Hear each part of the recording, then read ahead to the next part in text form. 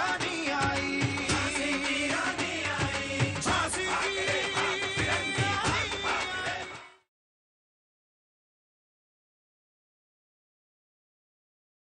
बचा लीजिए मुझे, Hey! बचा लीजिए मुझे, बचा लीजिए मुझे। Hey you! तुम किससे हेल्प मांगता है? एक इंजन से? तुमको नहीं मालूम हम ब्रिटिशर्स के आगे कोई भी बोलने का हिम्मत नहीं कर सकता है।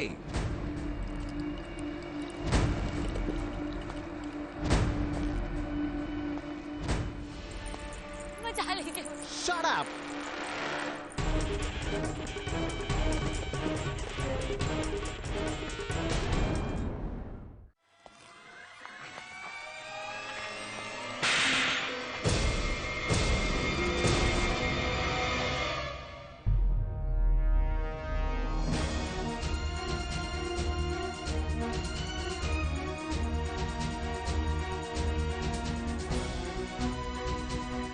हम हिंदुस्तानी स्त्री की पूजा करते हैं।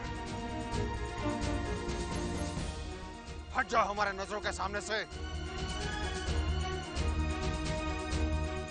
यही गलती अगर तुम फिरंगियों ने झांसी में की होती, उल्टा लटका कर चमड़ी उधेड़ देता तुम्हारी।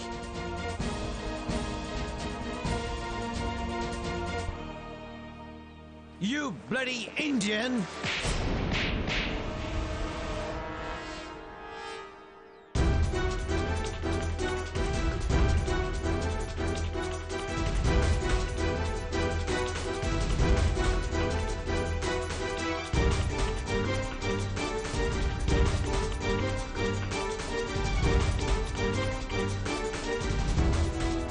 Leave me!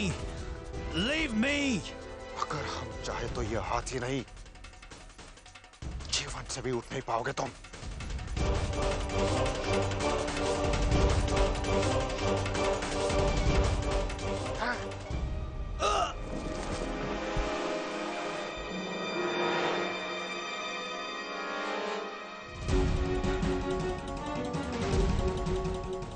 तुम फिरंगियों का साहस इतना बढ़ गया, वो भी हमारे सामने। Catch him, you idiots!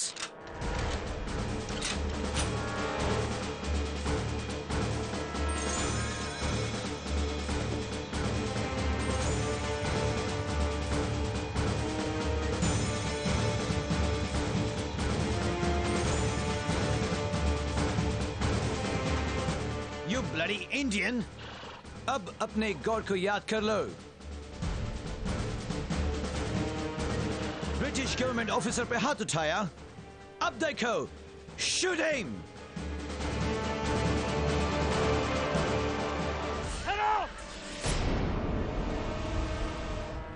अपनी अपनी बंदूक के नीचे फेंक दो।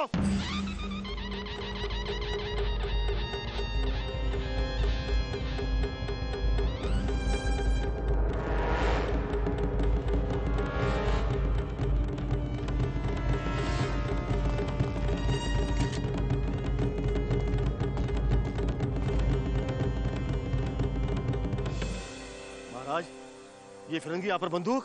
अहंकारी मनुष्य अंधा होता है।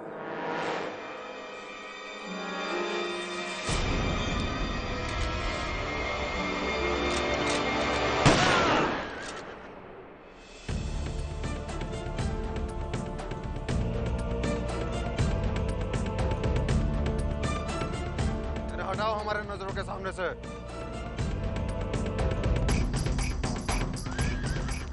चुपचाप यहाँ से चले जाओ, वरना एक एक की लाशें यहाँ गिरा दूंगा। चलो।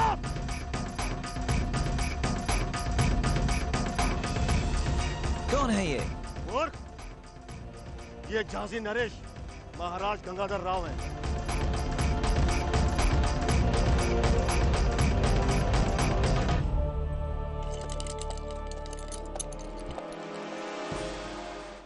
ताते करो। 100 सालों से हम हिंदुस्तानी तुम्हारा आतंक सहते जा रहे हैं, परंतु सहनशीलता की भी कोई सीमा होती है।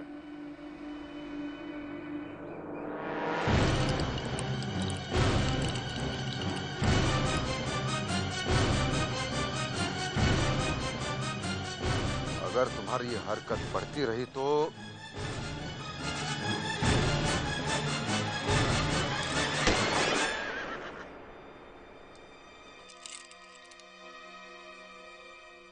जाओ, क्षमा किया हमने।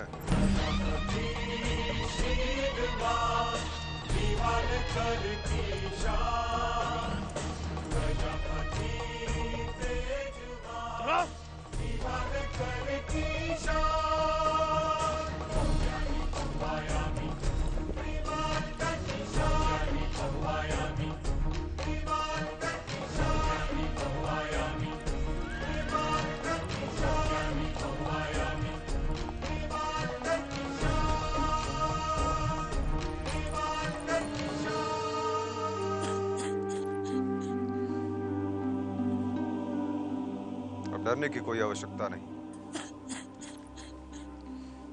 हमारे सैनिक तुम्हें तुम्हारे घर तक छोड़ देंगे। पर हमारा तो कोई घर ही नहीं है। अंग्रेजों ने हमारे गांव को जला दिया और हम अपने पूरे परिवार से बिछड़ गए।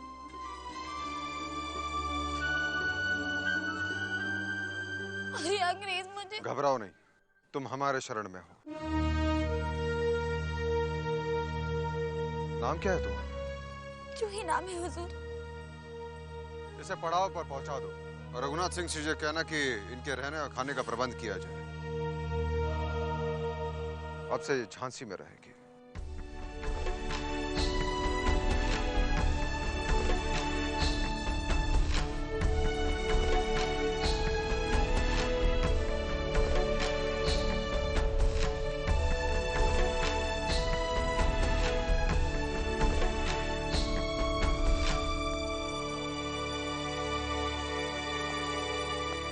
महाराज,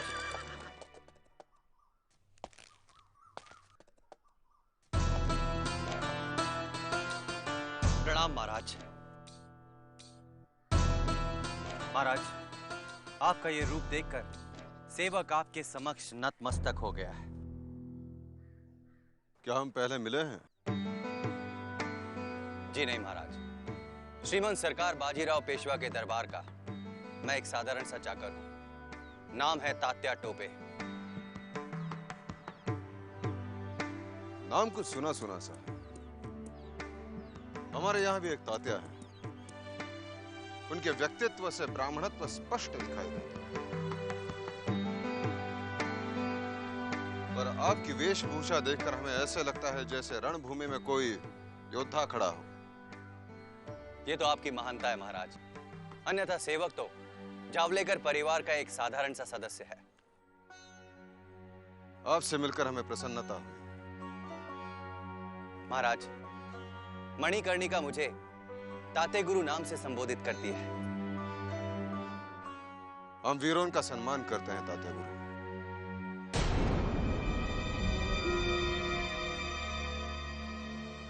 हमारे साथ आखिर पर चलिए। अवश्य अवश्य महाराज, मैं अवश्य जाता, किंतु क्षमा चाहूंगा। श्रीमंत सरकार बाजीराव पेशवा की ओर से एक अति आवश्यक कार्य सौंपा गया है मुझे, इसीलिए। तात्या, कभी आइए हमारे झांसी। आपका झांसी में अतिथि के रूप में एक सत्कार करना हमारे लिए गौरवमय होगा। आपका आदेश सर आंखों पर। प्रणाम महाराज।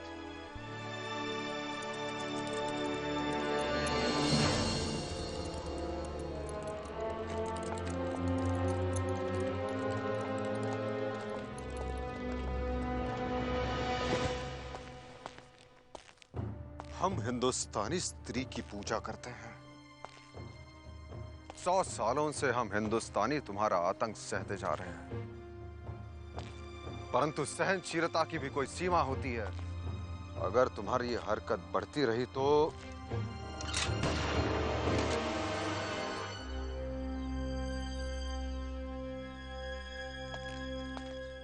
मनु, ताते गुरु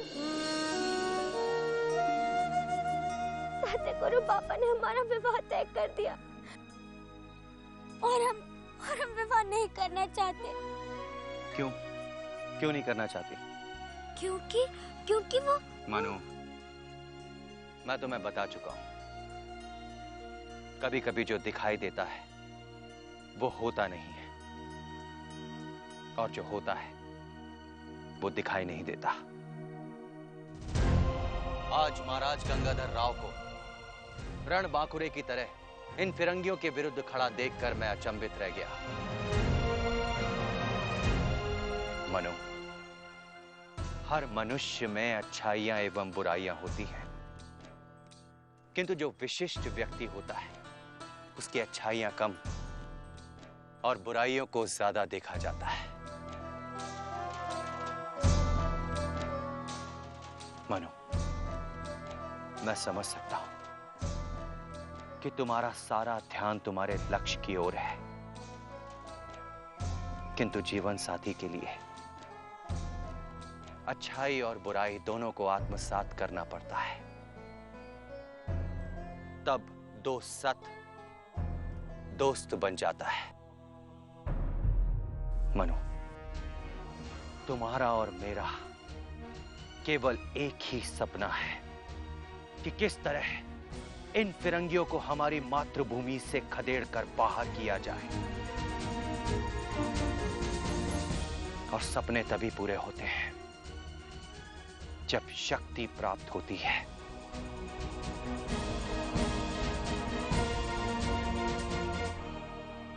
सोचो बेटा, यदि ये शक्ति तुम्हें शासक के रूप में प्राप्त हो गई तो तुम्हारी एक आवाज पर लाखों सर कटने को तैयार हो जाएंगे, लाखों सर।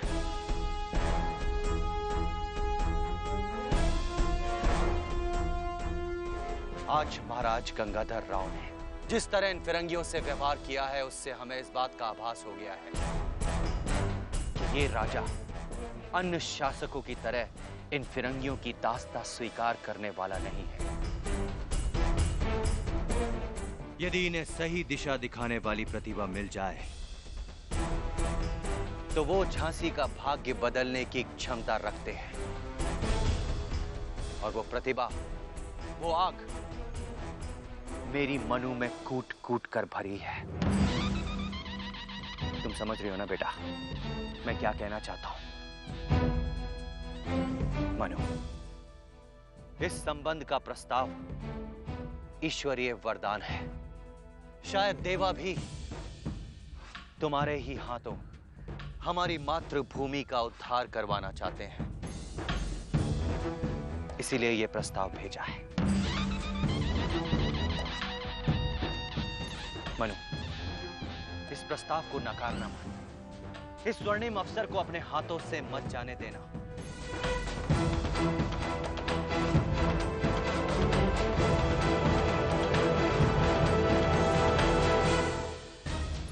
तुम केवल एक वीर पुरुष की रानी ही नहीं बनने वाली हो, बल्कि झांसी की महारानी बनने वाली हो।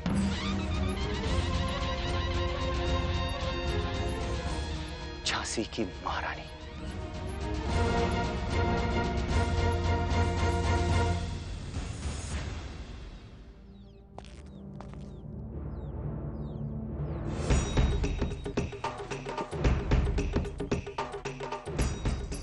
झांसी की महारानी की सेवा में तात्या टोपे उपस्थित है।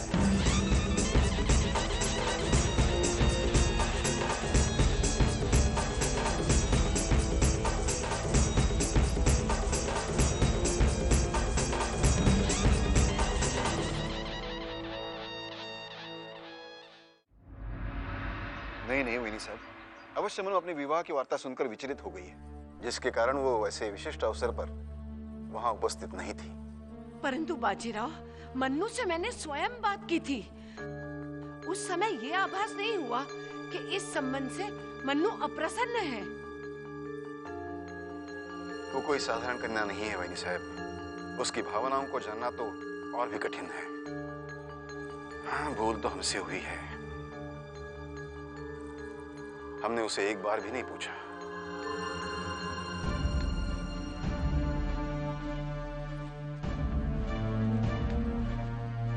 श्रीमान सरकार, मनु का अब तक कोई पता नहीं। हाँ, हम जानते हैं मोरपंथ, हमें हमारी छबीली की इच्छा के विरुद्ध निर्णय निर्णय नहीं लेना चाहिए था। श्रीमंत सरकार का लिया हुआ निर्णय कभी गलत हो ही नहीं सकता।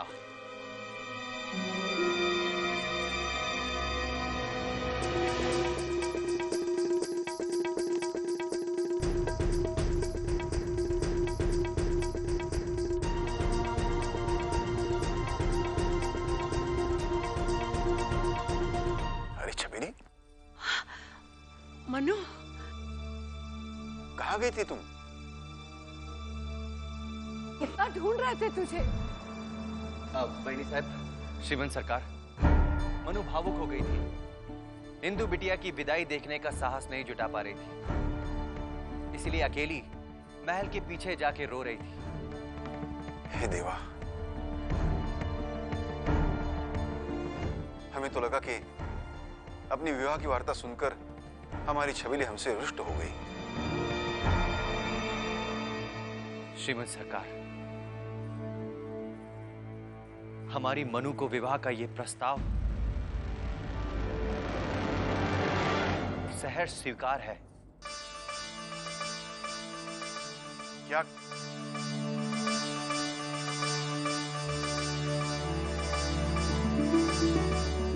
क्या कह रहे हो तात्या?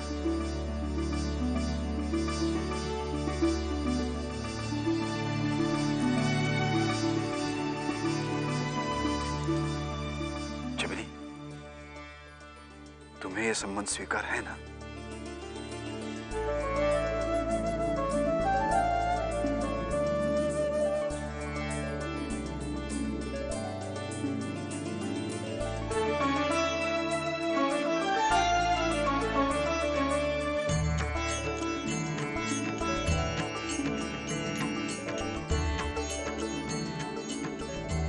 अब मेरे मन का बोझ हल्का हो गया। मोरपंत जी श्रीमंत सरकार। हमें शीघ्र ही बिठूर के लिए प्रस्थान करने की तैयारी करनी चाहिए। जी।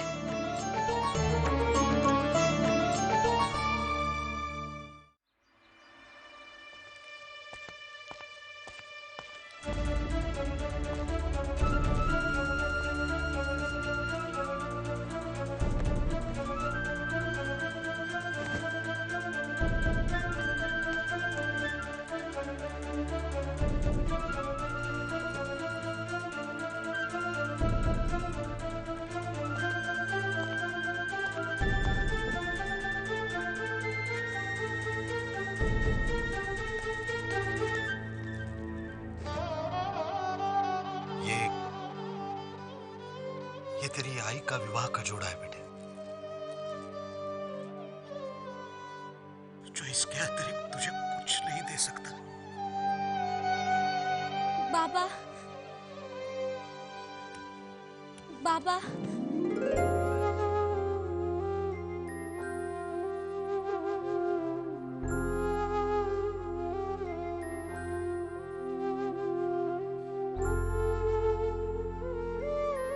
बाबा, हमें क्षमा कर दो। हमारे कारण आपको बहुत दुख झेलना पड़ा।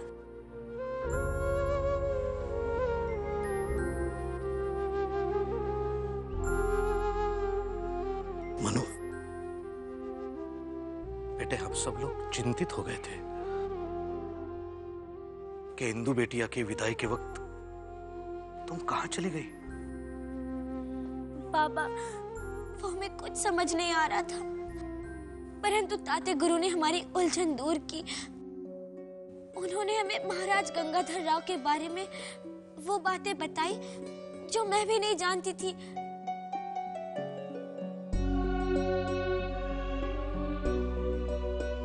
हमें पता था तुम्हारे गुरु तात्या टोपे ही तुम्हें समझा सकते। अरे पगली, अचानक कैसे निर्णय ले लेती है कि हम सब लोग विस्मित रह जाते।